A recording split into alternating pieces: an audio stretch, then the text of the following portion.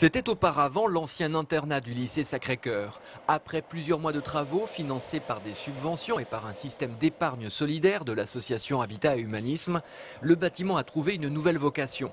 Ces 14 appartements accueillent des personnes marquées par la vie et qui ont souffert d'isolement.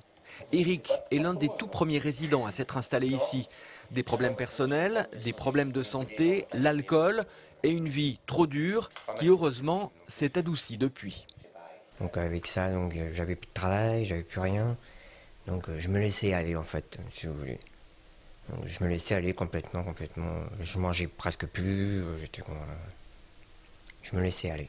Et maintenant que vous êtes ici? Et depuis que je suis ici, je me sens très bien. Et puis d'ailleurs, les responsables me l'ont dit, certains responsables me l'ont dit. Tu es en meilleure santé.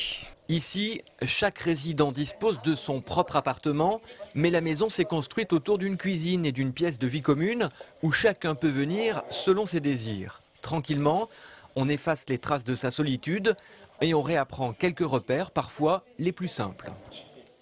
Les personnes qui arrivaient ici, quand elles étaient dans leur logement tout seules, n'avaient pas forcément envie de se faire à manger à tous les repas. Et donc on s'est aperçu qu'ils mangeaient qu'une fois par jour. Donc du coup, le fait de vivre ensemble, de prendre des repas ensemble, pour certains, a permis de pouvoir retrouver un certain équilibre. Je ne dis pas que c'est gagné pour tous, mais au moins de pouvoir s'alimenter de façon régulière et diversifiée. 4 mois après son ouverture, la maison relais du Square Farman accueille 11 résidents. Ils ont entre 28 et 54 ans, peu de femmes, pas encore de couple.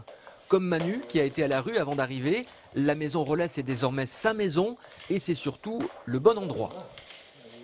Je suis tranquille. C'est-à-dire d'être tranquille, c'est-à-dire que c'est calme et puis c'est tranquille, quoi. Puis je remercie les bénévoles qui ont monté tout ça, quoi. D'ici peu, la maison relais sera au complet. Les résidents pourront décider d'y rester ou alors, un jour, de retrouver ailleurs leur autonomie.